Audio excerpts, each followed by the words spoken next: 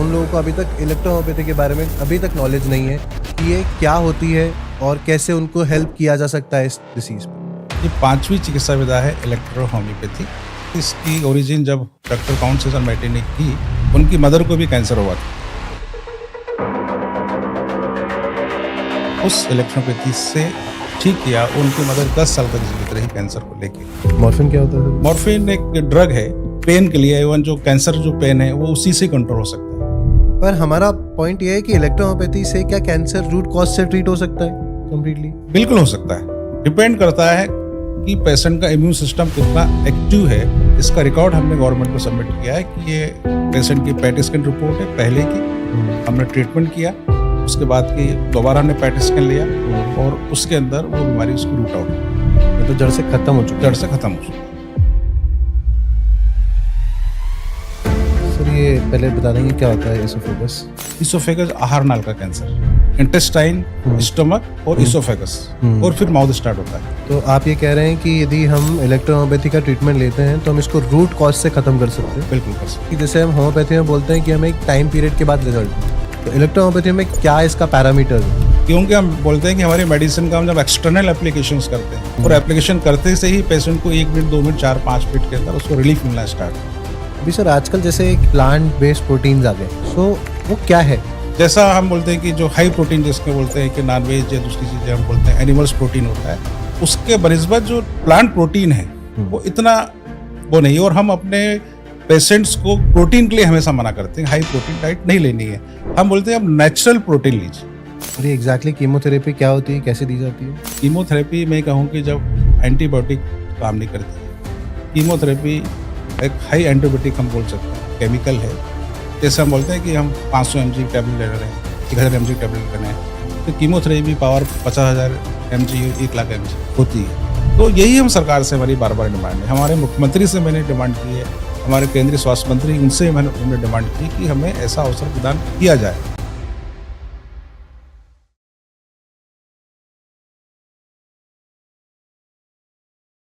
नमस्कार दोस्तों, स्वागत है आपका द एक्सट्रीम पॉडकास्ट में। मैं हूं आपका दोस्त और होस्ट अंकित सबरवाल। आपका स्नेह है, आपका प्यार बहुत मिला लास्ट वाले पॉडकास्ट में, और आपके कमेंट्स, आपके शेयर देख के इतना अप्रिशिएट हुई मेरी टीम, उसके लिए आपका बहुत बहुत धन्यवाद। मैं चाहूँगा कि आपका स्नेह, आपका प्यार ऐसे ही हमें मिलता रहे। इवन जो आपका हमारा पॉडकास्ट था कैंसर के बारे में, उस पर आपके कमेंट्स देख के हमें रियलाइज़ हुआ कि हमें एक और पॉडकास्ट करना चाहिए कैंसर पे। इसी के लिए आज हम लेके आए हैं आपके लिए कैंसर का ही एक और पॉडकास्ट, जो कि है एक डिफरेंट ओपिनियन पे, डिफरेंट ऑप्शन पे, कि जब हमारे पेशेंट्स कैंसर से सरवाइव कर रहे हैं, कैंसर से जूझ रहे हैं, तो उन्हें और क्या अल्टरनेटिव्स और क्या ऑप्शंस मिल सकते हैं जिससे कि उनका कैंसर क्योर हो सके और आगे उनकी लाइफ स्पैन आगे बढ़ सके। आज हम एक नया टॉपिक लाए हैं जिसको बोलते हैं इलेक्ट्रोहोम्योपैथी। ये क्या होती है, इसमें कैसे ट्रीटमेंट से हमें क्योर मिलता है, ये लीगल है या नहीं है, ये कितना बेनिफिशियल है आपके लिए कैंसर में, इन सब चीज़ों पे आज हम बात करेंगे। आज हमारे साथ हैं डॉक्टर अजय हाडिया साहब, जो कि Devi Ahilya and research centre से बिलोंग करते हैं। इनका 40 वर्षों का एक्सपीरियंस है कैंसर ट्रीट करने में। इनकी केस स्टडीज़ जानेंगे, इन्होंने कितने पेशेंट्स को ट्रीट किया और कैसे ट्रीट करते हैं, ये क्या ट्रीटमेंट होता है और इसमें कैसे आपको क्योर मिलता है। आइए बात करते हैं डॉक्टर अजय हाडिया साहब से। Welcome to the show sir. नमस्कार सर। कैसे हैं सर? बहुत बढ़िया। कैसा लग रहा है सर पॉडकास्ट पे आके? बहुत ही अच्छा लग रहा है और मैं एक्सट्रीम डिजिटेक पॉडकास्ट को बहुत आपको बधाई देता हूं कि आपने इलेक्ट्रोहोम्योपैथी को लेकर कैंसर में हम जो ट्रीटमेंट कर रहे हैं उसके लिए आप पॉडकास्ट कर रहे हैं, इसके लिए आपको बहुत बहुत धन्यवाद। Thank you so much sir, thank you. Because हमें ऐसा लगता है कि ये टॉपिक लोगों तक आना बहुत ज़रूरी था। ये थोड़ा सा हिडन फॉर्मेट है लोगों के सामने, जो शायद अभी तक नहीं आया है। बहुत सारे लोग अभी तक इस सिचुएशन से आगे आ चुके हैं जहाँ पे उनको कैंसर हो चुका है या उनके रिलेटिव्स में कैंसर आ चुका है, पर उन लोगों को अभी तक इलेक्ट्रोहोम्योपैथी के बारे में अभी तक नॉलेज नहीं है कि ये क्या होती है और कैसे उनको हेल्प किया जा सकता है इस डिसीज़ पे। देखिए, इलेक्ट्रोहोम्योपैथी एक नेचुरल चिकित्सा विधा है। जैसे अभी हम जानते हैं कि हमारे सामने 4 चिकित्सा विधाएं हैं। एक एलोपैथी जो वेल नोन है, हमारा सनातन धर्म से जुड़ी हुई भारतीय चिकित्सा विधा आयुर्वेद, यूनानी चिकित्सा विधा और साथ में जर्मन से निकली हुई होम्योपैथी। ये 4 चिकित्सा विधा के बारे में सबको पता है। ये 5वीं चिकित्सा विधा है इलेक्ट्रो होम्योपैथी, जिसका ओरिजिन इटली से हुआ और भारत में ये 1885 से यहाँ पे काम कर रही है। और कैंसर के क्षेत्र में इस चिकित्सा विधा का विशेष महत्व रहा है, क्योंकि इसकी ओरिजिन जब डॉक्टर काउंट सीजर मैटे ने की तो उनकी मदर को भी कैंसर हुआ था। ओके। और उस समय उन्होंने एलोपैथी से लेके होम्योपैथी से लेके सब ट्रीटमेंट कराए, चूँकि एक वो रॉयल फैमिली को बिलोंग करते थे, परंतु कोई राहत ना मिली। उनकी मदर 10 साल जीवित रही, बहुत पेन में रही। तो उस समय उन्होंने काफ़ी होम्योपैथी की स्टडी की, अन्य प्राकृतिक जो विशेषता होंगी उनकी उन्होंने स्टडी की। तो उन्होंने एक नई चिकित्सा विधा को जन्म दिया, that is called electro homeopathy. और उन्होंने अपनी मदर का पेन से लेके जितने भी कॉम्प्लिकेशंस थे उन सभी को उन्होंने उस इलेक्ट्रोपैथी से ठीक किया। उनकी मदर 10 साल तक जीवित रही कैंसर को लेके। इसके बाद उन्होंने 20 साल तक गहन रिसर्च किया, इन्वेंशन किया और 1865 में एक नई चिकित्सा विधा इलेक्ट्रो होम्योपैथी को जन्म दिया। अब इलेक्ट्रोपैथी है क्या?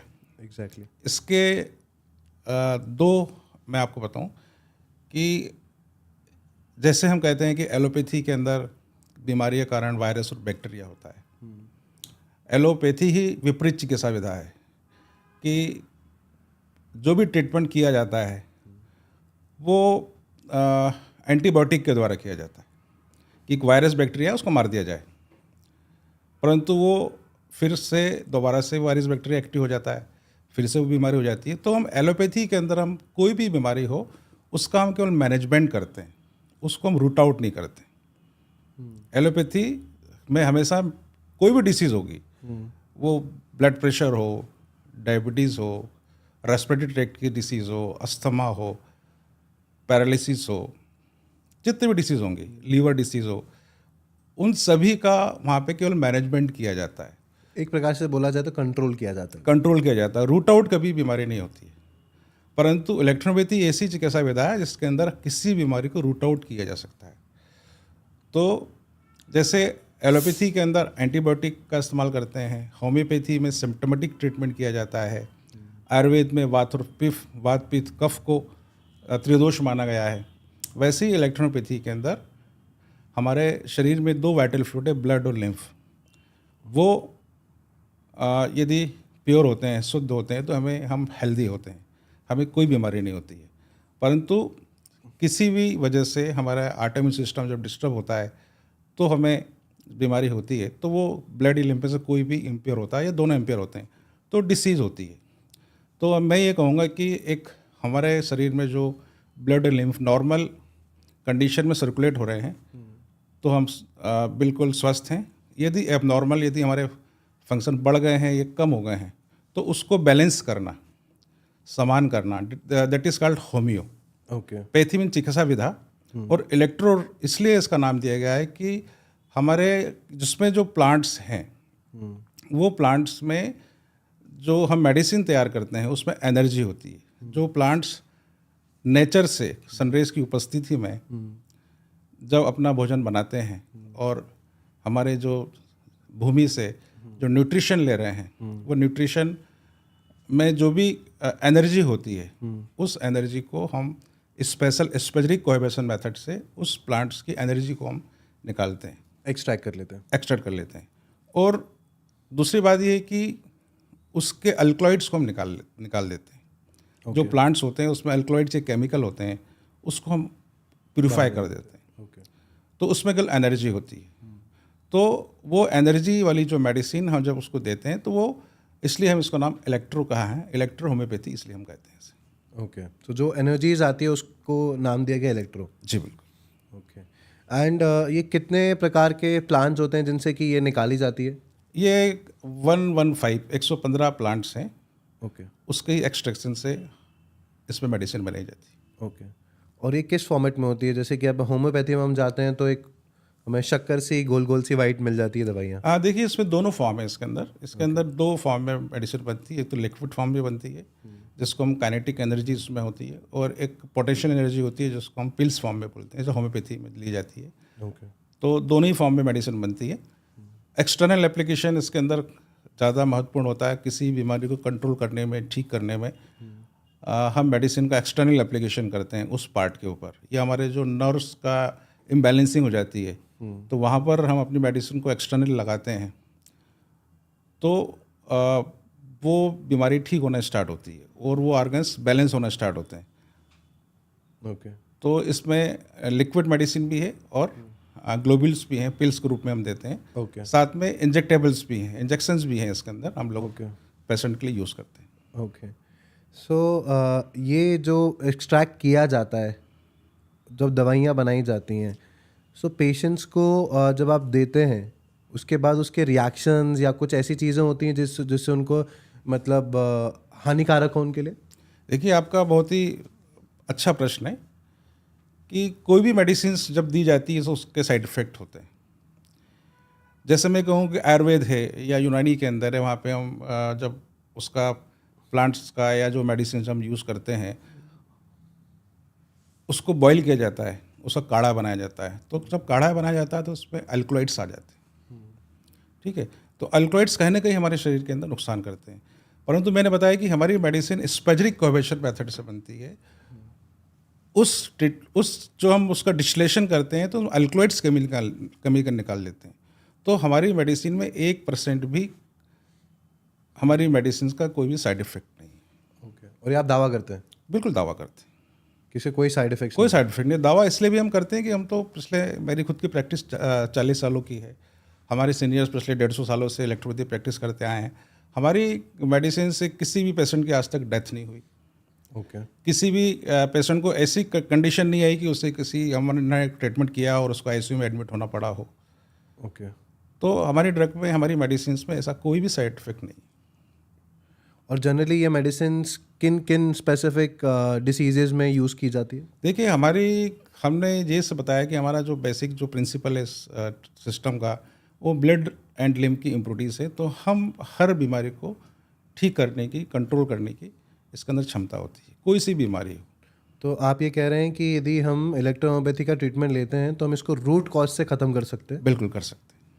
मतलब ज़रूरी नहीं है कि कोई एलोपैथी ट्रीटमेंट भी ले रहा हो, इलेक्ट्रोहोम्योपैथी भी ले रहा हो, दोनों ले रहा हो, तो उस एस्पेक्ट्स पे हम साथ में चल सकते हैं? हाँ, देखिए, मैं तो हमेशा अपने पेशेंट को यही बोलता हूँ कि इलेक्ट्रोपैथी अपने आप में संपूर्ण चिकित्सा विधा है।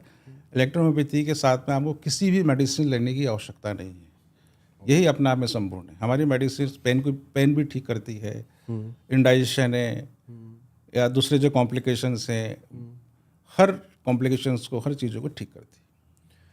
मतलब यदि हमें कोई भी बीमारी हुई है और हम इलेक्ट्रोहोम्योपैथी के ट्रीटमेंट लेना स्टार्ट करें, डॉक्टर के पास गए, उन्होंने कुछ डिसीज़ मतलब कुछ हमें दवाइयाँ दी मेडिकल फॉर्मेट में, या कुछ लिक्विड दिया आपने, या ड्रिप से लगाया, इंजेक्शन लगाया, जो भी हमने स्टार्ट किया ट्रीटमेंट, वो ट्रीटमेंट स्टार्ट करने के, जैसे हम होम्योपैथी में बोलते हैं कि हमें एक टाइम पीरियड के बाद रिजल्ट मिलता है, तो इलेक्ट्रोहोम्योपैथी में क्या है, इंस्टेंट रिजल्ट मिलता है या टाइम लगता है 3-4 दिन 5 दिन? जैसे एक एलोपैथी में हम एंटीबायोटिक लेते हैं, एंटीबायोटिक लेने के बाद 3 दिन के बाद रिजल्ट मिलता है, तो इलेक्ट्रोहोम्योपैथी में क्या इसका पैरामीटर्स है? देखिए, एलोपैथी को आज सफल चिकित्सा विधा इसलिए मानते हैं कि उसमें इंस्टेंट रिजल्ट मिलते हैं। इसी प्रकार से इलेक्ट्रोपैथी भी ऐसी चिकित्सा विधा है जो एलोपैथी के समान ही इंस्टेंट रिजल्ट देती है, इवन उससे फास्ट रिजल्ट देती है। क्योंकि हम बोलते हैं कि हमारी मेडिसिन का हम जब एक्सटर्नल एप्लीकेशंस करते हैं और एप्लीकेशन करते से ही पेशेंट को 1 मिनट, 2 मिनट, 4-5 मिनट के अंदर उसको रिलीफ मिलना स्टार्ट होता है। ओके। हाँ, तो इंस्टेंट रिलीफ है इसके अंदर भी, एलोपैथी के समान ही है, तुरंत प्रभावी है। और जनरली आपके पास जो पेशेंट्स आते हैं वो किस कंडीशंस में आते हैं?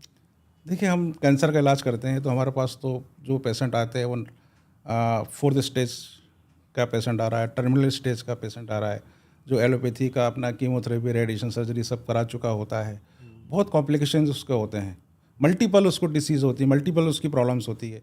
और हमारे पास जब आता है तो उसकी प्रॉब्लम्स को हम अपना ट्रीटमेंट स्टार्ट करते हैं, फर्स्ट हम थेरेपी देते हैं, उसी से उसको रिलीफ मिलना स्टार्ट होता है। मतलब आपके पास पेशेंट पहले नहीं आता है, लास्ट स्टेज में आ रहा है? मैक्सिमम पेशेंट तो लास्ट स्टेज में आ रहे हैं। ओके। और इसका ऐसा क्या रीज़न है? उसका रीज़न ये है कि कैंसर जो बीमारी है जो डायग्नोस्ड ही एक बड़े सेंटर में होती है। जब कोई एक शरीर के अंदर बीमारी आती है, उसका जब कोई कॉम्प्लिकेशन हो रहे हैं, कहीं से ब्लीडिंग हो रहा है, पेशेंट को वॉमिटिंग हो रही है, ये पेशेंट को बहुत समय से भूख नहीं लग रही है, वो डॉक्टर पास जाता है, तो डॉक्टर उस समय उसको नॉर्मल एंटीबायोटिक और कुछ चीज़ें लिख देता है। 5 दिन का कोर्स दे दिया, 10 दिन का कोर्स दे दिया, उससे उस पेशेंट को रिलीफ नहीं मिलता है, तो पेशेंट बोलता है कि और 5 दिन का कोर्स ले लीजिए। उसके बाद भी रिलीफ नहीं मिल रहा है, तो डॉक्टर बोलता है कुछ ना कुछ गड़बड़ी है, तो बोलता है कि पेशेंट की सोनोग्राफी करा लें, एंडोस्कोपी करा लें, सीटी स्कैन करा लें, ब्लड टेस्ट करा लें। जब कराते हैं तो पता लगता है कि इसे कोई कार्सिनोमा फॉर्म हो रहा है, कोई अल्सर फॉर्म हो रहा है, तो फिर उसकी बायोप्सी ली जाती है और पेशेंट को उसी समय से काउंसलिंग कर दी जाती है कि यदि इसका ट्रीटमेंट आपने 2 दिन, 4 दिन, 5 दिन में नहीं लिया तो ये बीमारी ब्लास्ट हो सकती है, बहुत बड़ा आपकी जान ले सकती है। ओके। तो आपको तुरंत आपको कीमोथेरेपी करना है या तुरंत आपको सर्जरी करनी है, तो पेशेंट वहाँ से निकल नहीं पाता है। तो हमारे पास पेशेंट जब वो ट्रीटमेंट पूरा कर चुका होता है, जब वो सर्जरी करा चुका होता है, रेडिएशन करा चुका होता है, कीमो करा चुका होता है, उसके बाद भी उसकी बीमारी ठीक नहीं होती है, तकलीफ़ें उसकी बढ़ती जाती है, उस कंडीशन में पेशेंट हमारे पास आता है। सो इसको यदि ऐसे समझा जाए कि यदि कोई पेशेंट को कैंसर डिटेक्ट हुआ, नॉर्मल डॉक्टर के पास गया, उसको आपके बारे में पता ही नहीं है, उसने डायग्नोस कराया, उसको कैंसर रिफ्लेक्ट हुआ उसकी बॉडी में, टेस्ट करा लिए, कोइंसिडेंटली उसको पता पड़ गया आपके पास आने के लिए, तो यदि वो इनिशियल स्टेज से आपके पास है तो क्या रूट कॉज से आप कैंसर ख़त्म कर सकते हो? हाँ, देखिए हमारा जो अनुभव अभी तक ये बोलता है कि ऐसे पेशेंट हमारे पास जो 3rd स्टेज के या 4th स्टेज के आए हैं और जिन्होंने एलोपैथी ट्रीटमेंट नहीं लिया है और हमने उनको ट्रीट किया, तो हमने एटलीस्ट उनकी लाइफ तो प्रोलॉन्ग की। ओके। हम ये बोलते हैं कि जब 3rd स्टेज या 4th स्टेज का पेशेंट आता है तो इसकी लाइफ 3 महीने, 4 महीने, 6 महीने, साल भर एलोपैथी डॉक्टर बता ही देते हैं कि आप ऑपरेशन कराओगे तो इतने समय तक, कीमोथेरेपी कराओगे इतने समय तक, यही लाइफ है। और वो हमारे पास आता है तो हम उसकी लाइफ को ज़्यादा हम प्रोलॉन्ग कर सकते हैं, और हमने की है। हमारे पास ऐसे पेशेंट हैं जो जिनकी लाइफ 2 महीने बोली गई थी, वो पेशेंट 2 साल से भी ठीक है। ओके।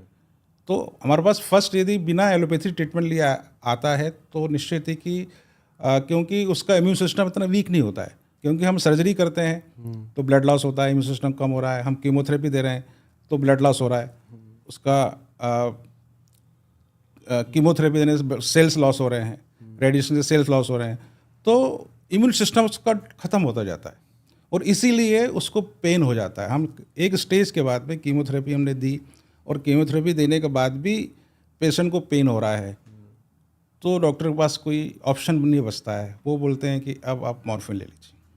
मॉर्फिन ले लीजिए। बस। मॉर्फिन क्या होता है सर? मॉर्फिन एक ड्रग है जो ऐसी ड्रग है जो पेन के लिए, इवन जो कैंसर जो पेन है वो उसी से कंट्रोल हो सकता है। नॉर्मल पेन किलर से, एनालिसिक से कैंसर पेन ठीक नहीं होता है। ये मेडिसिन फॉर्मेट में आता है अपने पास या टैबलेट फॉर्म में भी आता है, इंजेक्शन फॉर्म में भी आता है। ओके। सो जब पेन बढ़ जाता है तो डॉक्टर्स बेसिकली ये बोलते हैं कि आप मॉर्फिन ले लो। जी बिल्कुल, और उस समय फिर वो ट्रीटमेंट करने से मना भी कर देते हैं कि आप इनकी सेवा करिए। अच्छा। तो उस स्टेज में हमारे पास पेशेंट आते हैं। ये मैं समझ गया सर कि पेशेंट्स आपके पास 3rd और 4th स्टेज में आते हैं। जी। पर हमारा पॉइंट ये है कि इलेक्ट्रोहोम्योपैथी से क्या कैंसर रूट कॉज से ट्रीट हो सकता है कम्प्लीटली? बिल्कुल हो सकता है, डिपेंड करता है कि पेशेंट का इम्यून सिस्टम कितना एक्टिव है। हमने अभी ये देखा है कि एक पेशेंट हमारे पास आया है जिसकी एज 75 साल एज है, वो कीमोथेरेपी उन्होंने करा ली है, उनको रिकरेंस होकर उनको ब्रेन में गया, वो हमारे पास आए, हमने ट्रीट किया और 4 महीने में दोबारा से हमने उनकी MRI कराई तो उनका ब्रेन का जो मेटास्टेसिस था वो क्योर्ड हो गया और वो पेशेंट अभी 2 साल से बिल्कुल ठीक है। तो ये नहीं कह सकते हैं कि इसमें कोई एज फैक्टर भी है कि सब 75 साल की एज हो गई तो अब वो कैंसर ठीक नहीं हो सकता है, परंतु वो एलोपैथी ट्रीटमेंट उन्होंने लिया था, फिर बाद में उनको दोबारा से रिकरेंस हुआ, वो पेशेंट हमारे पास आए, हमने इलेक्ट्रोफिजिक ट्रीटमेंट दिया और वो क्योर्ड हुई। ओके। सो मतलब यदि हमारे पास फर्स्ट स्टेज में कैंसर में कोई पेशेंट आ रहा है और धीरे धीरे हम उसको ट्रीट कर रहे हैं, तो उसका कैंसर जड़ से ख़त्म हो सकता है? हो सकता है। देखिए, 2-3 चीज़ मैं कहता हूँ कि हम जो ट्रीटमेंट जो कर रहे हैं, उस ट्रीटमेंट के अंदर पेशेंट को उसकी जो डाइट है, उसको फॉलो करने का हम बोलते हैं कि यदि हमने जो डाइट बताई है, उसको वो फॉलो करता है। और ये भी कह दूँ कि ईश्वर ने यदि लाइफ दी है उस पेशेंट की, तो निश्चित ही कि वो ठीक होगा हमारे ट्रीटमेंट से। होता क्या है ना कि मैक्सिमम कैंसर का जब ट्रीटमेंट करते हैं तो 50% पेशेंट तो ट्रीटमेंट के दौरान ही एक्सपायर कर जाते हैं। मतलब 90% केसेस के अंदर कैंसर डायग्नोस होता है 3rd स्टेज और 4th स्टेज में। और जब ट्रीटमेंट चलता है, ये मैं नहीं कह रहा हूँ, ये हमारी गवर्नमेंट इंडिया और WHO के आंकड़े बताते हैं कि 50% यदि हमारे पूरे देश में 18 से 20 लाख पेशेंट रजिस्टर्ड होते हैं कैंसर के हर साल, उसमें से 9 से 10 लाख हर साल एक्सपायर कर जाते हैं ट्रीटमेंट के दौरान ही। तो ये इतनी एग्रेसिव डिसीज़ है। मतलब आपके पास ये प्रूवन रिकॉर्ड्स हैं कि यदि हमारे पास कोई आता है पेशेंट, तो उसको हम रूट कॉज से उसका कैंसर हील कर सकते देखिए, हमारे पास तो ऐसे बहुत सारे हमने पेशेंट ठीक किए हैं जो मेटास्टेटिक कैंसर है, जिनको गाल ब्लैडर कैंसर हुआ है, लीवर कैंसर हुआ है, इवन पैनक्रेटिक कैंसर हुआ है, कोलोन कैंसर हुआ है, लंग कैंसर हुआ है, ब्रेन ट्यूमर हुआ है, हमने क्योर किए हैं। परंतु हम ऐसा दावा कभी नहीं करते हैं कि ठीक होगा। हम करते हैं, हमारा हर मरीज को बोलते हैं कि हम कोशिश करते हैं, और हमारी कोशिश पेशेंट को जो ट्रीट कर रहा है उसने जो डाइट हमने बताई है उसको फॉलो की है, और 3rd है ईश्वर ने उसकी लाइफ दी है। 3 चीज़ है। तो निश्चित है कि वो पेशेंट क्योर्ड भी होता है। और ऐसे भी पेशेंट मैंने देखे हैं कि जिनको हमें लगता है कि 24 घंटे नहीं लाइफ जी पाएगा ये, परंतु वो पेशेंट 1 साल से ठीक है। मतलब सर, बात तो वही हो गई फिर, एलोपैथी या फिर हम इलेक्ट्रोहोम्योपैथी, दोनों ही दावा नहीं कर रहे कि हम क्योर कर सकते हैं। देखिए, कैंसर के बारे में तो कोई दावा कर ही नहीं सकता कि cancer is a palliative treatment. जैसे हमने कहा कि कोरोना का कोई दावा नहीं कर सकता है, तो कैंसर भी एक पैलेटिव ट्रीटमेंट है। कैंसर में सर्जरी के बाद में कीमोथेरेपी दी जा रही है, रेडिएशन दिया जा रहा है, तो वो पैलेटिव ट्रीटमेंट है। परंतु देवेला हॉस्पिटल के अंदर पेशेंट का ट्रीटमेंट पैलेटिव के साथ में हम क्यूरेटिव भी करते हैं। ओके। हमारे पास ऐसे भी रिकॉर्ड हैं जो मेटास्टेटिक कैंसर ठीक हुए हैं, और वो पिछले 2 साल से या 3 साल से या 4 साल से वो पेशेंट ठीक है। ये एक सबसे बड़ी एक उसकी खासियत है। अब जहाँ तक मैं आपकी बातों से समझ पा रहा हूँ सर, कि यदि हमारे पास कोई कैंसर का पेशेंट आया है, वो भले ही कोई सी भी स्टेज में, 3rd, 2nd स्टेज या 3rd या 4th स्टेज में, जो भी उसकी लाइफ स्पेन बचा है उसकी लाइफ का, वो आप थोड़ा सा बढ़ा देते हैं। बिल्कुल। मतलब यदि उसको हमारा ट्रीटमेंट यदि हमने स्टार्ट किया, तो उसका ट्रीटमेंट आगे उसकी लाइफ बढ़ जाएगी। सो ये कैसे होता है? देखिए, क्या होता है कि हम जब ट्रीटमेंट कर रहे हैं कैंसर का, और हमारे पास ऐसा ऐसा पेशेंट आया है जो मॉर्फिन पे आया है। अब जो पेशेंट मॉर्फिन ले रहा है, तो उसकी लाइफ 1 महीने, 2 महीने, 3 महीने से ज़्यादा नहीं हो सकती है, क्योंकि उसके शरीर में बहुत सारे कॉम्प्लिकेशंस हैं। वो खाना नहीं खा पा रहा है, उसको ब्लीडिंग हो रहा है, उसको नेक्रोसिस हो रहा है, उसको दर्द को ख़त्म करने के लिए वो नशे में पड़ा हुआ है 24 घंटे, और मॉर्फिन भी ले रहा है। वो 6 मॉर्फिन ले रहा है, 8 मॉर्फिन ले रहा है, 10 मॉर्फिन ले रहा है। तो हम उस पेशेंट्स की पहले दिन से मॉर्फिन हम उसकी बंद करते हैं, पहले दिन से। और हम उसको 7 दिन, 8 दिन, 10 दिन में हम उसके मॉर्फिन फ्री कर देते हैं। उसके कॉम्प्लिकेशन को हम कम कर देते हैं। उसका जो ब्रेन हमेशा नशे में पड़ा होता था, वो नॉर्मल होना स्थिति में आता है, फिर से उसमें जीने की इच्छा उसमें होती है। तो वो पेशेंट, जो पेशेंट 1 महीने या 2 महीने लाइफ नहीं थी, वो पेशेंट 6 महीने भी जी गया, साल भर भी जी गया, और कम तकलीफों में जी गया। तो ये एक इलेक्ट्रोपैथी की खासियत है। इसलिए कहते हैं कि लास्ट स्टेज, ये तो लास्ट स्टेज का पेशेंट है, उस पेशेंट को हम केवल उसकी तकलीफ को कम करते हुए उसकी लाइफ को आगे बढ़ा सकते हैं। और ये कैसे ट्रीटमेंट देते हैं आप उनको?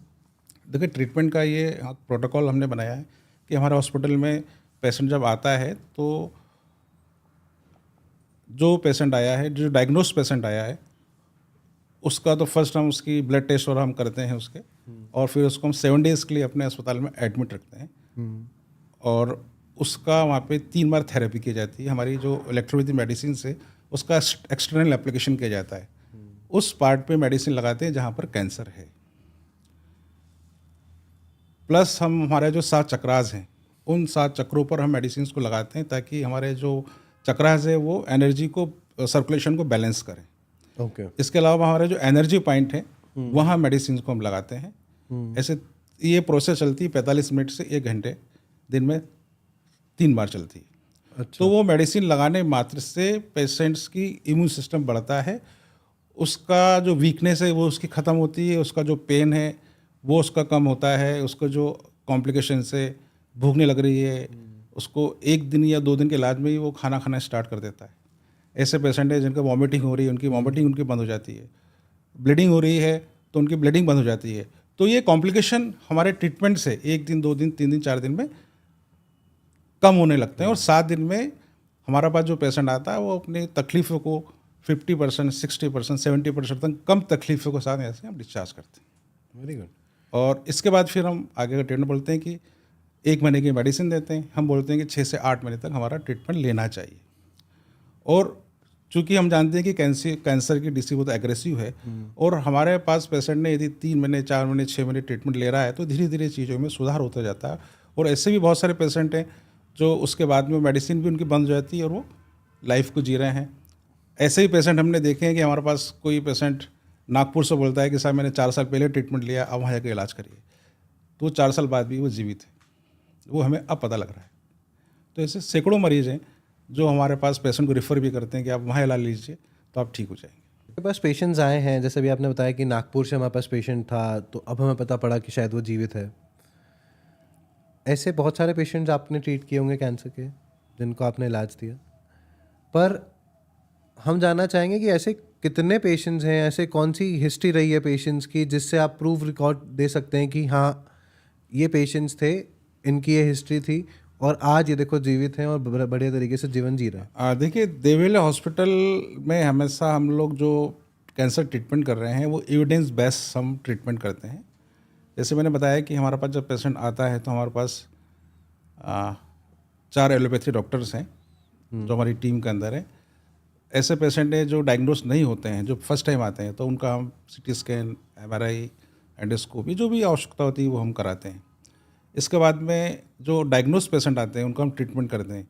उसके बाद में हम 3 महीने बाद 4 महीने बाद दोबारा से फिर हम उनका CT स्कैन, MRI हम कराते हैं।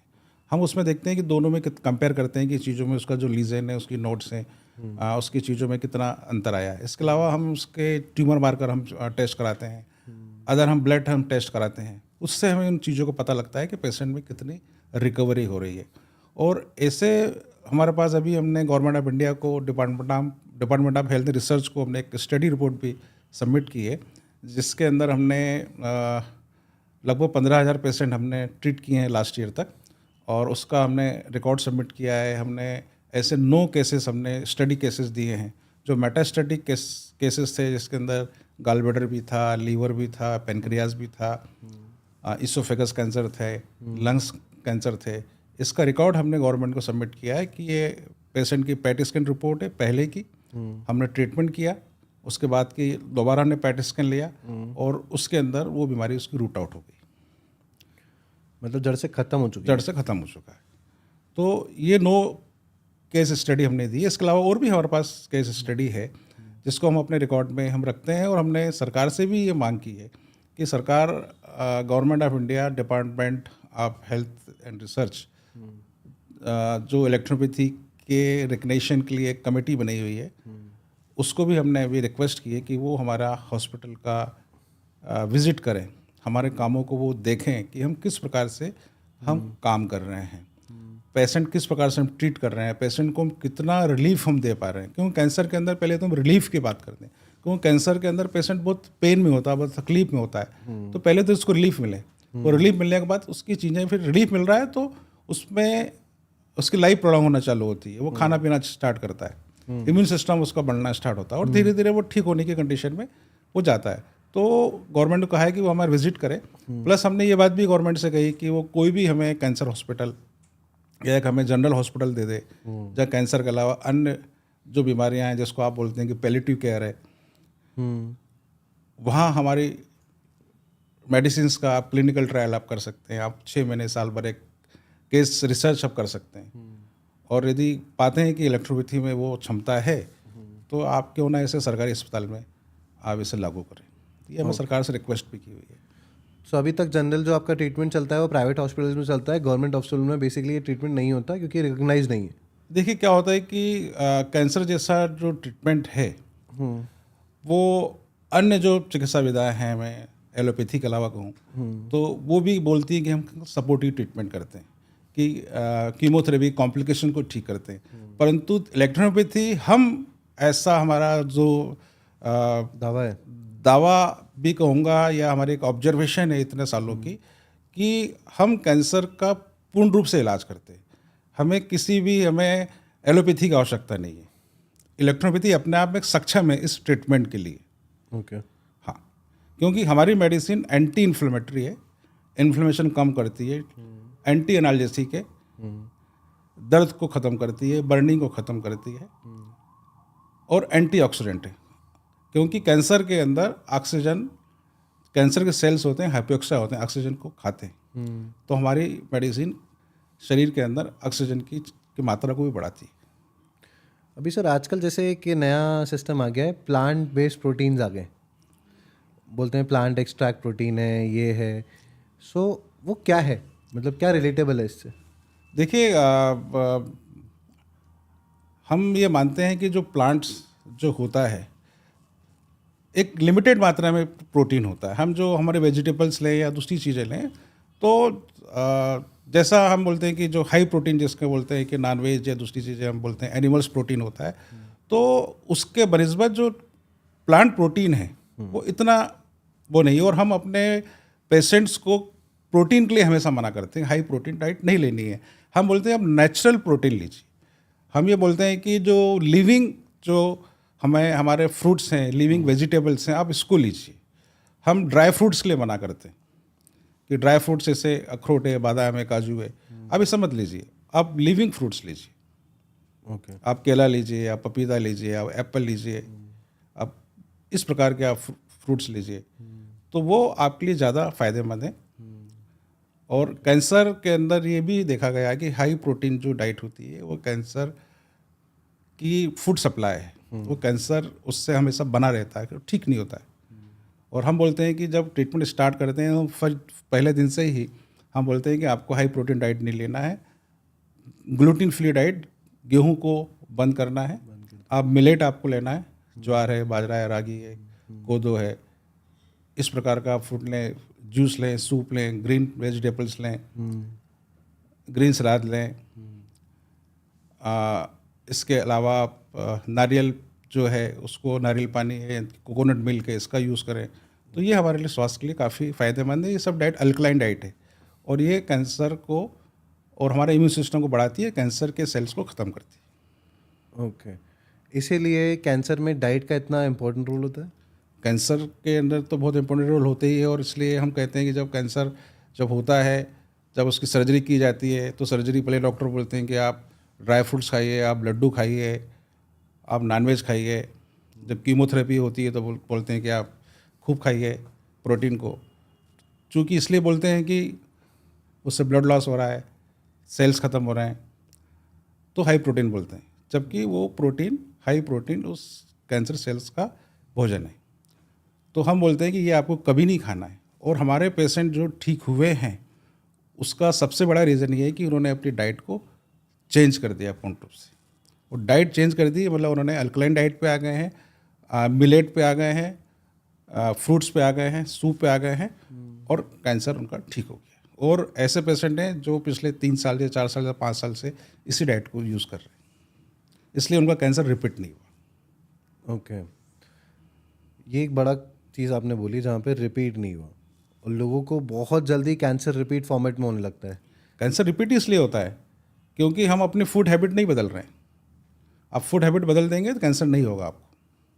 अच्छा। मेरी सलाह है, जो लोग ऑलरेडी जो कैंसर पीड़ित हैं और कैंसर से, कीमोथेरेपी से, रेडिएशन से बाहर आ गए हैं, तो वो हाई प्रोटीन डाइट को बंद कर दें, गेहूं की चपाती बंद कर दें, मिलेट लें, फल फ्रूट जूस लें, खाने का टाइम चेंज कर दें। हम बोलते हैं कि खाने का जो टाइम है सुबह 9 बजे से शाम 7 बजे तक खाना है, 10 घंटे खाना है। शाम 7 से सुबह 9 बजे तक आपको नहीं खाना है।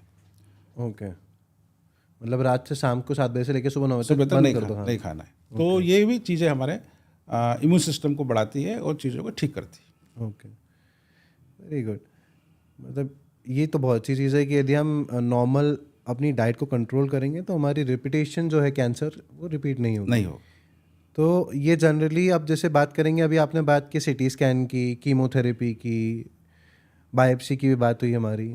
सो ये जो कीमोथेरेपी हम रेगुलर बेसिस पे लेते हैं कैंसर के अंदर, डॉक्टर सजेस्ट करता है कि सर्जरी के बाद लेंगे तो कीमो से आपके जितने भी पार्ट्स हैं, जहाँ तक मेरी अंडरस्टैंडिंग है, उसे जितने भी कैंसर्स के डेथ सेल्स हैं या नॉर्मल सेल्स हैं वो रिमूव हो जाते हैं बॉडी से। एम आई राइट? तो यदि हम आपके पास ट्रीटमेंट के लिए आते हैं तो कीमो उसी टाइम पे हमें कराना चाहिए या कीमो नहीं कराना चाहिए? देखिए, हम तो हमारे पेशेंट को सलाह से, बहुत सारे पेशेंट आते हैं कि हम कीमोथेरेपी ले रहे हैं, क्या हमें कीमोथेरेपी लेना चाहिए? तो हम तो मना करते हैं कि हमारा ट्रीटमेंट जब स्टार्ट हो तो कीमोथेरेपी लेने की आवश्यकता नहीं है, क्योंकि कीमोथेरेपी जब तक आपका शरीर साथ दे रहा है, जब तक इम्यून सिस्टम आपका एक्टिव है, तब तक कीमोथेरेपी चल सकती है, उसके बाद कीमोथेरेपी नहीं चल सकती है। ऐसे एक पेशेंट मेरे पास अभी आए थे, अभी 15 दिन पहले। उन्हें लंग्स कैंसर है, टाटा मेमोरियल मुंबई में उनका इलाज चल रहा है। उन्होंने 88 कीमोथेरेपी ली, 88। और उसके बाद बता रहे कि 6 महीने से मुझे सांस लेने में तकलीफ हो रही है, मुझे नींद नहीं आ रही है, मुझे बहुत ज़्यादा खांसी है। मुझे पता लगा, देवली हॉस्पिटल के बारे में यहाँ आए, और 5 दिन के ट्रीटमेंट के अंदर उस पेशेंट की खांसी से लेकर सब चीज़ों पे उसको रिलीफ मिल गया। तो बोले, जब मैं इतने समय से परेशान हूँ, परंतु आपका इलाज इतना इफेक्टिव इलाज है।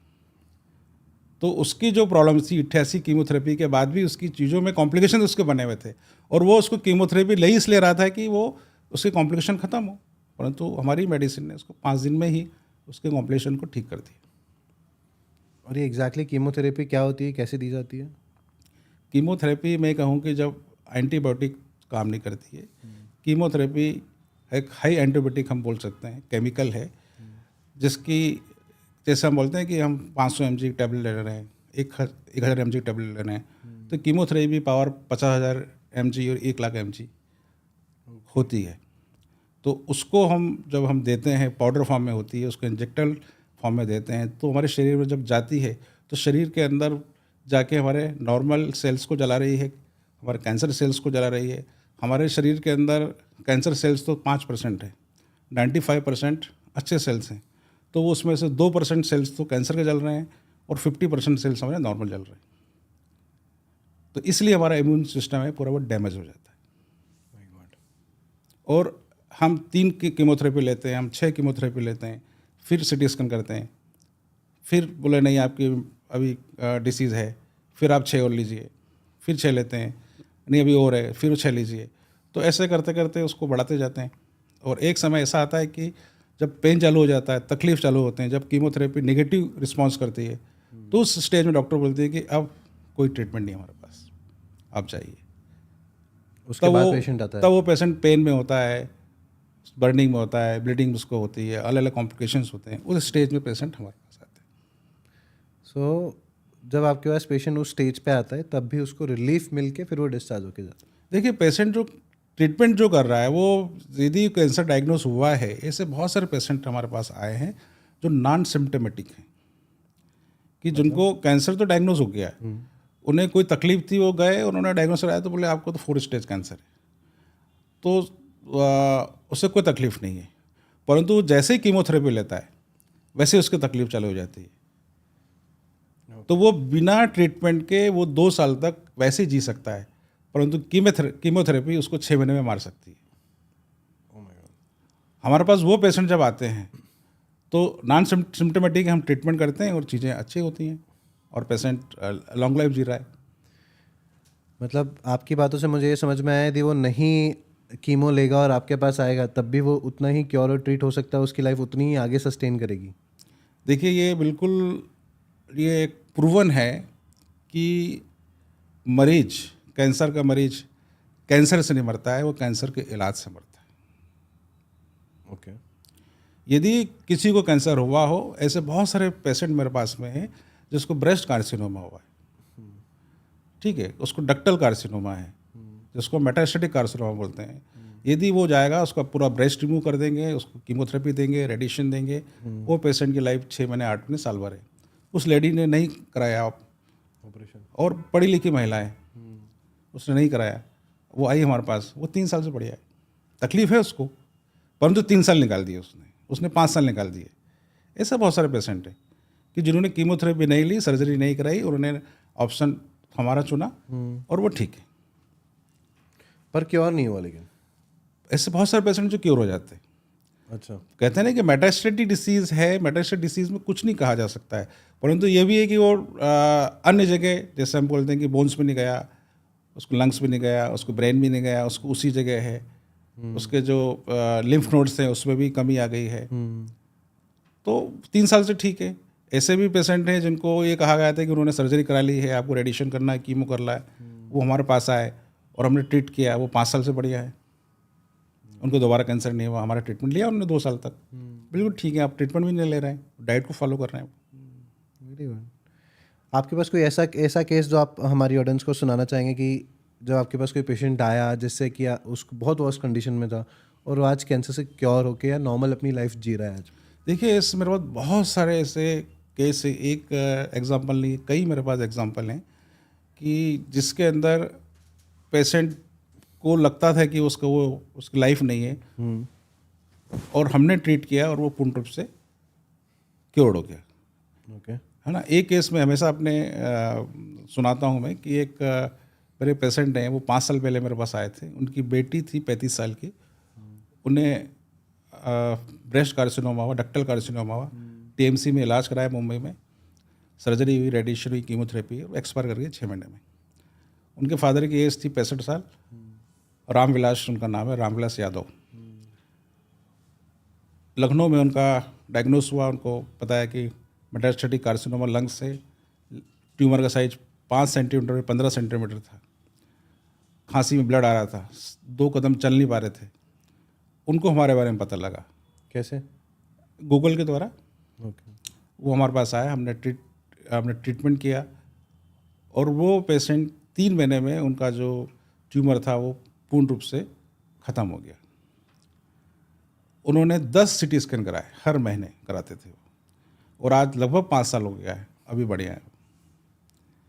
तो ऐसे हमारे जो कैंसर वॉरियर हैं कि जिनको 5 सेंटीमीटर बाय 15 सेंटीमीटर का इतना बड़ा ट्यूमर हो, एक मोबाइल के आकार का, और वो 3 महीने में डिसॉल्व हो जाए और वो 5 साल से बढ़िया है, परंतु उन्होंने डाइट को फॉलो किया और आज भी हम बोलते हैं कि जो उपवास में जो खाना खाते हैं, फास्टिंग फूड, वही आज भी खा रहे हैं, वो अभी तक बढ़िया है, बिल्कुल स्वस्थ है। तो ऐसे सैकड़ों मरीज हैं हमारे जिन्होंने हमारे डाइट को फॉलो किया है और वो ठीक है। Very good. मतलब ट्रीटमेंट लेने के बाद डाइट बहुत इंपॉर्टेंट रोल प्ले करती है। एक एग्जांपल और आपको दूँ कि एक लेडी मेरे पास आई थी नागपुर से, इसको स्टमक कैंसर था। स्टमक को ऑन्कोलॉजिस्ट ने उसको रिमूव कर दिया, इसोफेगस और इंटेस्टाइन को उन्होंने जॉइन कर दिया। ओके। और उसके बाद उसको रिकरेंस हुआ इसोफेगस में। इसोफेगस में उसको 3 स्टेंट डाले, वो तीनों स्टेंट उसके फेल हो गए। ओके।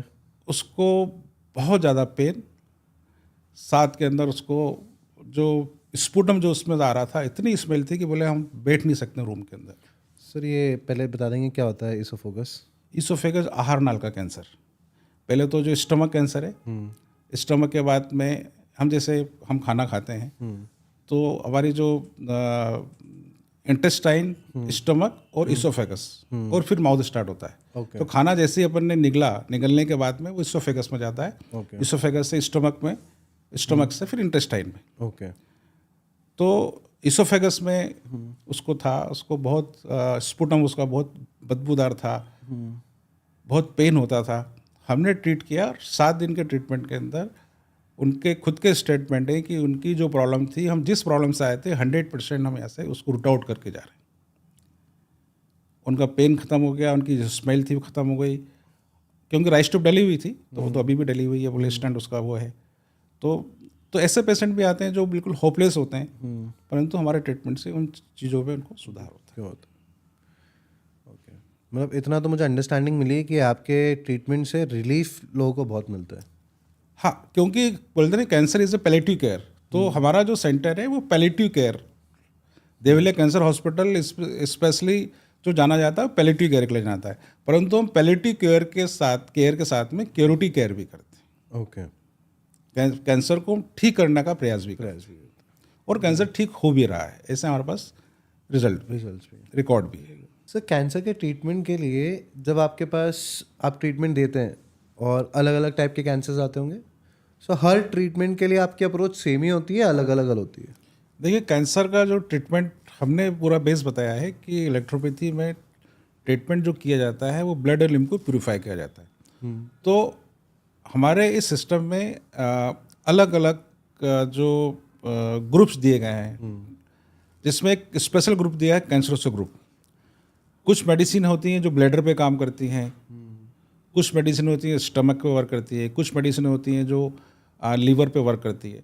तो हमारा ओवरऑल जो प्रोटोकॉल होता है वो 80% तो सेम होता है, 20% जो प्रोटोकॉल होता है वो अकॉर्डिंग टू जो डिसीज़ होती है, अलग अलग पार्ट का कैंसर होता है, उसके अनुसार वो चेंज होता है। ओके। सो जब ये आपकी अप्रोच आप क्लाइंट्स को देते हैं या पेशेंट्स को देते हैं, तो कितने समय में उनको इम्प्रूवमेंट मिलता है? हम जो ट्रीटमेंट करते हैं, हमारे ट्रीटमेंट से फर्स्ट हम जो थेरेपी स्टार्ट करती है उसी से उसको ट्रीटमेंट मिलना, उसको रिलीफ मिलना स्टार्ट होता है। अच्छा। पहले मतलब हम ये कहेंगे हमारा जो मेडिसिन है वो जैसे ही बॉडी में जाना स्टार्ट होती है वो 10 मिनट 15 मिनट आधे घंटे में ही उसको रिलीफ मिलना स्टार्ट होता है। ओके। और पेशेंट को 12 घंटे 24 घंटे 48 घंटे 72 घंटे के अंदर बिल्कुल वो कंफर्ट जोन में आ जाता है। ओके। किसी भी कंडीशन में हो, कितनी भी सीवियर कंडीशन में पेशेंट हमारे पास आता है, हम उसको 72 घंटे में 80% कंट्रोल कर लेते हैं। ओके।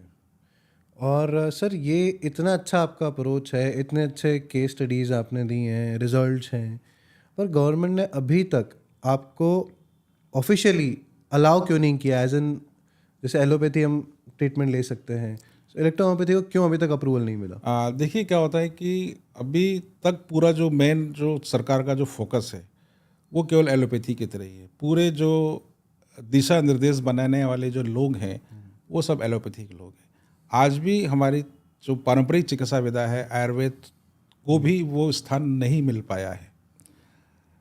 इलेक्ट्रोपैथी तो अभी संघर्ष कर रही है कि सरकार इसे अपने सिस्टम में लागू करे, और जिस दिन सरकार ने इलेक्ट्रोपैथी को अपने सिस्टम में लागू कर दिए, मैं आपसे कहना चाहूँगा कि इलेक्ट्रोपैथी एलोपैथी के बाद मेन स्ट्रीम में मेडिसिन के अंदर ये ट्रीटमेंट होगा कैंसर के लिए स्पेशली। क्योंकि बहुत ही इफ़ेक्टिव ट्रीटमेंट है। और मैंने तो भी अप्रोच की थी दिल्ली स्टेट कैंसर इंस्टीट्यूट के अंदर। ओके। वहाँ पर भी हमने एक एप्लीकेशन दी हुई है कि हमारे आपके यहाँ जो पेशेंट्स हैं, जो टर्मिनल स्टेज के पेशेंट हैं, जो आप पूरा ट्रीटमेंट कर चुके हैं, उन पेशेंट्स को आप हमें दीजिए, हम आपके ही सानिध्य में, आपके ही एक्सपर्ट के अंडर में हम लोग ट्रीट करेंगे। ओके। और इसके लिए वो चीज़ें अभी पिछले 6 महीने से पेंडिंग हैं, और हम कोशिश करते हैं कि दिल्ली सरकार और दिल्ली कैंसर इंस्टीट्यूट यदि हमें वो अवसर प्रदान करता है तो हम उनके सामने बता देंगे कि इलेक्ट्रोपैथी चिकित्सा विद्या क्या है और कितनी इफेक्टिव सिस्टम है। ओके। एंड सर जब आपके पास जनरली पेशेंट्स आ जाता है, आप ट्रीट कर लेते हैं, और मैंने बहुत सारे आपके पेशेंट्स के टेस्टिमोनियल्स भी सुने कि वो बोलते हैं कि वाकई में क्योर हुआ है, सारी चीज़ें हैं, और उनको भी पता होता है कि शायद जैसे हम होम्योपैथी पे चले जाते हैं, आयुर्वेदिक पे चले जाते हैं, हमें क्या ट्रीटमेंट मिल रहा है, अल्टीमेटली उन्हें रिलीफ मिल जाता है। सो आपको वो सब चीज़ देखने के बाद, वो सब प्रूफ गवर्नमेंट को देने के बाद स्टिल अलाउ नहीं कर पा रहे? देखिए, हमें गवर्नमेंट ने और हमें भारतीय कानून ने प्रैक्टिस करने के लिए, ट्रीटमेंट करने के लिए अलाउ किया हुआ है। हम केवल इस बात का हम संघर्ष सरकार से कर रहे हैं कि सरकार इसको अपने स्ट्रीम में लेके आए, इससे सरकारी अस्पतालों में लागू करे। और इतनी अच्छी चिकित्सा विधा है, यदि ये सरकारी अस्पतालों में लागू होती है, मैं ये कहूँ कि यदि जितने भी देश में कैंसर अस्पताल हैं उनका वहाँ का जो पैलिएटिव केयर डिपार्टमेंट है, जो कीमोथेरेपी रेडिएशन के बाद जो मॉर्फिन के लिए जाना जाता है, कि जहाँ पे एक एनेस्थेसियोलॉजिस्ट बैठते हैं और वो केवल बताते हैं कि केवल पेन मैनेजमेंट करना है, तो वो वहाँ भी यदि हमें अपना स्थान दे दिया जाए, डिपार्टमेंट हम खोल दें, तो हम वहाँ पे हज़ारों लाखों मरीजों की लाइफ को प्रोलॉन्ग कर सकते हैं और मॉर्फिन से हटा सकते हैं, उनके कॉम्प्लिकेशन ख़त्म कर सकते हैं, और कुछ पेशेंट को तो हम कैंसर से बाहर भी ला सकते हैं। तो यही हम सरकार से हमारी बार बार डिमांड है। हमारे मुख्यमंत्री से मैंने डिमांड की है, हमारे केंद्रीय स्वास्थ्य मंत्री, उनसे हमने डिमांड की है कि हमें ऐसा अवसर प्रदान किया जाए। अब देखते हैं कब वो अवसर मिलता है। इतने बड़े दावे होने के बाद भी यदि कोई हमें मौका नहीं मिला तो बहुत बड़ी बात है। एंड सर मैं जानना चाहूँगा कि कैंसर ट्रीटमेंट में जब आपके पास कोई भी पेशेंट आता है तो वो आप साथ में एलोपैथी डॉक्टर्स की भी टीम रखते हैं अपने पास या सिर्फ आप ही ट्रीट करते हैं? देखिए, एलोपैथी डॉक्टर्स की टीम तो इसलिए हमने रखी है कि वो जो पेशेंट्स हमारे पास आ रहे हैं उनके अंदर जो भी कॉम्प्लिकेशंस हो रहे हैं उन सब चीज़ों को वो देखें और क्लिनिकली एविडेंस बेस मैंने बताया कि हम काम करते हैं। तो पेशेंट को किस टेस्ट की आवश्यकता है, क्या उसे ऑक्सीजन की आवश्यकता है, क्या उसको ब्लड ट्रांसफ्यूजन करने की आवश्यकता है, तो जो जो चीज़ की आवश्यकता होती है तो वो उसके लिए रहते हैं। ट्रीटमेंट पूरा हमारे यहाँ इलेक्ट्रोहोम्योपैथी ही होता है। ओके, मतलब साथ में मिलके काम करते हैं लेकिन ट्रीटमेंट आप अपना ही करते हो, बस साथ में एक उनका एक सपोर्टिव सिस्टम लेके चलते हैं कि हाँ, क्योंकि उनका प्रीवियस हिस्ट्री एलोपैथी की थी। जी, ओके, गॉट इट। एंड बहुत अच्छा सर आपने आंसर्स किए आज, बड़ा मज़ा आया आपके साथ। कुछ स्टोरी लाइन कहना चाहेंगे ऑडियंस के हाँ, लिए? मैं इस बारे में कहना चाहता हूँ कि हमारे पास ऐसे बहुत सारे पेशेंट हैं जो ल्यूकेमिया के पेशेंट हैं, जिनको ब्लड कैंसर हो जाता है। तो कई बार क्या होता है कि पेशेंट्स का जब ल्यूकेमिया जिसको होता है उसका प्लेटलेट्स काउंट 10,000 हो गए, 20,000 हो गए, 25,000 हो गए, या WBC काउंट 2 लाख चले गया, तो उस कंडीशन में उनका कीमोथेरेपी भी देना उनको असंभव होता है। ऐसे पेशेंट भी हमारे पास में आते हैं और हम उनको ट्रीट करते हैं। और हमारे पास ऐसे पेशेंट हैं जिनको कहो कि जिनकी लाइफ 24 घंटे नहीं थी और वो पेशेंट 6 महीने साल भर भी हमारी ट्रीटमेंट के बाद वो जीवित रहे। यदि वो अर्ली स्टेज में आ जाते, प्री स्टेज में आ जाते, तो हम उनको ठीक भी कर सकते थे। तो हमारे पास ऐसे ब्लड संबंधी डिसीज़ का भी ट्रीटमेंट हमारे पास में है, जैसे ल्यूकेमिया बताया, सार्कोमा बताया, लिम्फोमा बताया, मल्टीपल माइलोमा बताया। ऐसे पेशेंट्स का भी हम लोग ट्रीट करते हैं और बहुत ही इफेक्टिव ट्रीटमेंट है इसके अंदर। ओके, और सर ऐसे जो भी आपने अभी तक ट्रीटमेंट्स किए हुए हैं उसको किसी ने वेरीफाई किया है, जैसे कोई इंडिविजुअल डॉक्टर हो या हॉस्पिटल हो या कोई इंस्टीट्यूट हो जिसने वेरीफाई किया हो आपके काम को? देखिए, वेरीफाई करने के लिए तो हमने सरकारी एजेंसी है, हमने उनको दिया हुआ है। लास्ट जब हमारी मुलाकात एक मुख्यमंत्री जी से डॉक्टर मोहन यादव जी से हुई थी तो उनको भी हमने हमारी जो क्लिनिकल एविडेंस बेस्ड जो बुक हमने पब्लिश की है वो भी हमने उनको प्रदान की है, गवर्नमेंट ऑफ इंडिया को भी दी हुई है। और दूसरा मैं कहूँगा कि हमने जो वो दिया हुआ है जो उसमें उसके अंदर वही है कि हमारी जो टीम है उन्होंने यही किया है कि पहले जो पेशेंट आया है उसका पेट स्कैन या सिटी स्कैन हमारे पास में है। हमने पेशेंट को 3 महीने, 6 महीने, साल भर ट्रीट किया है। उसके बाद में दोबारा से हमने उसका सिटी स्कैन कराया है, तो वो फाइंडिंग्स हमने देखा है कि पहले जो कैंसर सेल्स थे, कैंसर सेल्स का ट्यूमर था, लीजन था, वो अब खत्म हो गया है, वो डिसअपियर हो गया है। तो वही एक प्रूविंग है। तो वो प्रूविंग बेस पे ही हम इस बात की बात करते हैं या दावा करते हैं कि कैंसर को ठीक किया जा सकता है, किसी भी स्टेज में ठीक किया जा सकता है। सर बात करेंगे यहाँ पे कैंसर के डेटा पे, जहाँ पे जनरली हम देखते हैं कि इंडिया में पहले कोविड के टाइम पे बहुत ज़्यादा नंबर्स कैलकुलेटिव थे, बहुत ज़्यादा शार्प क्लैरिटी थी कि कितने टाइप ऑफ कोविड पेशेंट्स हैं, कितने ट्रीटेबल हैं, कितने नहीं हैं। पर कैंसर में ये कभी भी हमारे पास एक्चुअल नंबर्स नहीं आते। जो नंबर्स हम देखते हैं 2022 की लास्ट हमारे पास डिटेल है, ऐसा क्यों? देखिए, इसके लिए गवर्नमेंट ने ज़रूर इसके दिशा निर्देश दे रखे हैं, परंतु ये दिशा निर्देश केवल सरकारी अस्पतालों तक ही लागू होते हैं। जो शासकीय अस्पताल होते हैं जहाँ पे कैंसर के मरीज डायग्नोस होते हैं वहाँ जाते हैं, उनका नाम तो रजिस्टर्ड हो रहा है, परंतु ऐसे बहुत सारे हॉस्पिटल हैं जो कैंसर ट्रीटमेंट के लिए रजिस्टर्ड नहीं है, वहाँ पर भी कैंसर का इलाज होता है। या ऐसे भी बहुत सारे पेशेंट हैं जो एलोपैथी इलाज ना लेते हैं, वो आयुर्वेद, होम्योपैथी या पारंपरिक चिकित्सा विधा पे चले जाते हैं, तो वहाँ तो उनका डाटा पहुँच नहीं पा रहा है। सरकारी आंकड़ों के अनुसार हमारे यहाँ 18 लाख के आसपास हर साल कैंसर के मरीज हो रहे हैं, परंतु अनरजिस्टर्ड मरीज की बात करूँ तो वो उससे दुगने भी संख्या में हो सकते हैं। तो ये सबसे बड़ा दुर्भाग्य मैं कहूँगा कि हम कैंसर के आंकड़े भी नहीं निकाल पा रहे हैं और कैंसर के मरीजों की डेथ भी उतनी ही संख्या में बढ़ती जा रही है। तो ये बहुत इंपॉर्टेंट है तो कि ये हमारे नंबर बहुत इंपॉर्टेंट है कि सरकार को इस बारे में ज़रूर अपनी पॉलिसी को चेंज करना चाहिए और आंकड़े भी रखना चाहिए और कैंसर से बचाव कैसे किया जाए उस पर काम करना चाहिए। तो इसके लिए बचाव का सबसे बड़ा कारण है कि पेस्टिसाइड्स कुछ तो हम स्वयं कर सकते हैं कि हम अपनी लाइफस्टाइल को बदल दें, परंतु जो हमारे थाली में, हमारे किचन में जो भोजन आ रहा है, जो रिफाइंड ऑयल हम यूज़ कर रहे हैं, हम जो आयोडाइज नमक का इस्तेमाल कर रहे हैं, आयोडाइज नमक मतलब केमिकल वाला, रॉ एक नमक आता है ओके जिसको कोई केमिकल नहीं है, उसको हम यूज़ नहीं कर रहे हैं, हम आयोडाइज नमक को यूज़ कर रहे हैं। ओके क्योंकि घेंगा रोग तो पहले होता था, अब तो होता नहीं, खत्म हो गया ना आयोडीन तो हम आयोडीन इसमें स्पेसिड डालते थे, परंतु हम इसको प्यूरिफिकेशन करके हम ले रहे हैं, तो वो भी एक कारण है। हम शक्कर ले रहे हैं, शुगर हम ले रहे हैं, वाइट शुगर, इसको वो हाई टेम्परेचर पे उसको बॉईल किया जाता है। हमारा जो भोजन है, हमारा जो गेहूँ है, हमारे दूसरे जो चीज़ें हैं, हमारे जो फ्रूट्स आ रहे हैं, सब में पेस्टिसाइड का उपयोग कर रहे हैं, तो पेस्टिसाइड ही कैंसर को बढ़ावा दे रहा है। तो जब तक इन पेस्टिसाइड का उपयोग कम नहीं होगा, हम ऑर्गेनिक पे दोबारा नहीं आएंगे, तब तक हम कैंसर से बचाव नहीं कर सकते। मतलब जो आप बोल रहे हो, जो फ्रूट्स और जो वेजिटेबल्स हैं मार्केट में, वो सारे पेस्टिसाइड्स ही हैं।